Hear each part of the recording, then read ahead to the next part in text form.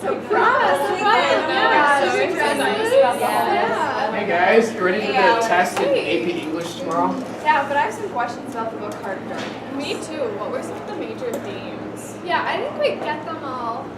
Let's go over them. Good idea. I found the book a little dark.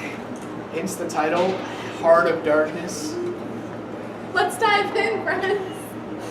So darkness is a big part of the story. I mean, it's in the title. A lot of the scenes and the characters in the story included an element of darkness. So is darkness a person or a place? It's a person. Place. Maybe it's both. There has to be stuff that support both sides of the story. Should we vote or not? Nah, we shouldn't vote.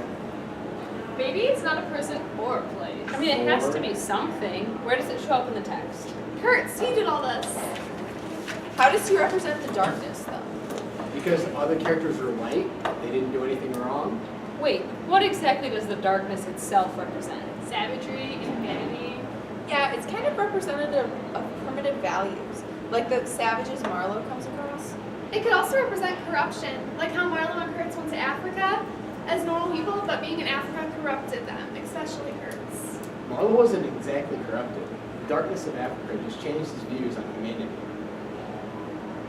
Kurtz could also represent the darkness by the mystery that surrounds him in the beginning of the story.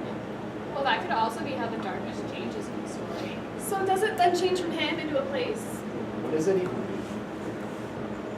I think the darkness is Africa, especially because of how Africa changes the people who live there. Like who? Well, Kurtz changes a lot, doesn't he?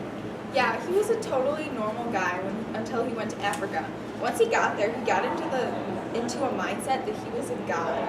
He thought he was superior to the natives with his success in the ivory trade. Yeah, right here. At the end of chapter 2, the novel says that Kurtz stated that the men must necessarily appear to themselves, the savages, in the nature of the supernatural beings. We approach them with the might as of deity. See, Kurtz thought of himself as a god to the people. He had the power over them because of his ivory trade. Exactly. When he first got to Africa, he was all normal. This quote just goes to show, to prove how he changed. Here's a quote. I had to turn to the wilderness really. Sorry, guys.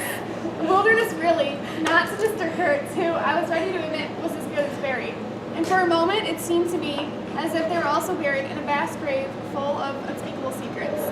I felt an intolerable weight oppressing my breast, the smell of the damp earth, the unseen presence of victorious corruption, the darkness of an impenetrable night. So the quote basically says how the environment changed Marlowe more so than Kurtz's influence did. Yeah, pretty much. The quote is kind of supporting both the human and the place ideas of darkness. That's true. It says Kurtz was as good as buried. So him going to Africa completely changed his personality. He lost a lot of societal values and became almost savage. Kurtz put human heads on stakes outside his house, so he definitely was a savage. It says right here, we find the page, guys. A head that seemed to sleep at the top of the hole, and with the shrunken dry lips showing a narrow white line of teeth, was smiling too, smiling continuously at some endless and jocose dream that was of that eternal slumber. That's a good point, but isn't darkness also a place? Here, this quote compares the dark night to corruption, right here. The unseen presence of victorious corruption, the darkness of an impenetrable night. That makes sense. I mean, we did say the darkness of Africa changed Kurtz and Marlowe, like it corrupted them. How was Marlowe corrupted again? Well, See here. Hold on, let me find it. I wrote the page down. Okay, here we go. See here, Marlowe lies. He tells Kurtz's fiance his last words were about her. That's not corruption. That's making Marlowe into a better person, and he can sum up the situation and make a good judgment. No, that is corruption. In the beginning of the novel, Marlowe was so set in his ways, so adamantly against lying.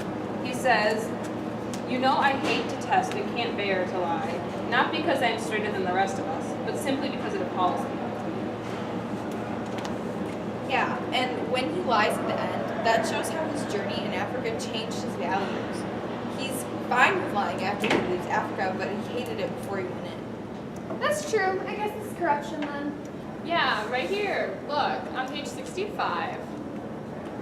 Marlowe states that, true, he had made that last stride, he had stepped over the edge, while I had been permitted to draw back my hesitating foot. That is why I have remained loyal to Kurtz to the last. This is kind of showing how Marlowe acknowledged how he changed, but he wasn't going to the place that Kurtz had gone. This proves that Marlowe believes Kurtz was the darkness. Kurtz stepped over a line and became dark. So Marlowe isn't corrupted by the darkness in Africa. He is just loyal to Kurtz. This is how the darkness changes, when a character allows the darkness to affect them. The Congo is a dark place. When you make your decisions based on the dark place, you become dark. And after you veered away from like European correct society, that's how they view you. Yeah, Kurtz was dark.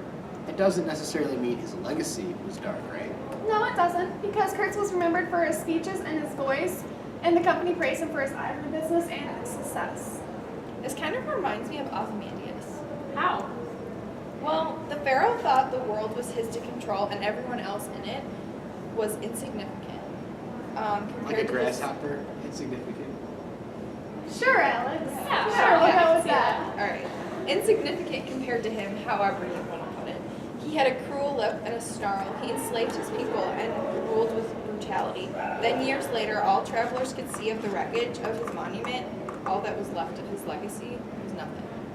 So basically, all that people could see of the pharaoh's legacy was the ruin of his statue, just like all the people could see of Kurtz's, where the skulls he put on the spikes. That's a good point. Have we answered all the questions of the prompt? Yeah, I think so. Darkness is a very important topic throughout Heart of Darkness.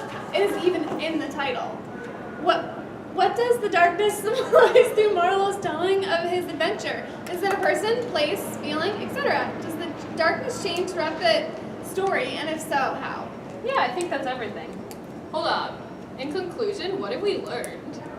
We learned that basic human savagery is within us all, and it is super easy to accidentally slip into that dark state. Darkness can manifest itself in many places. Kurtz was dark, and Africa was dark. Even though Marlowe was surrounded by the darkness in Africa, he didn't cross the line into complete savagery. I think we've covered it all. I think we're really prepared for this test. I agree. So we're done? Nice.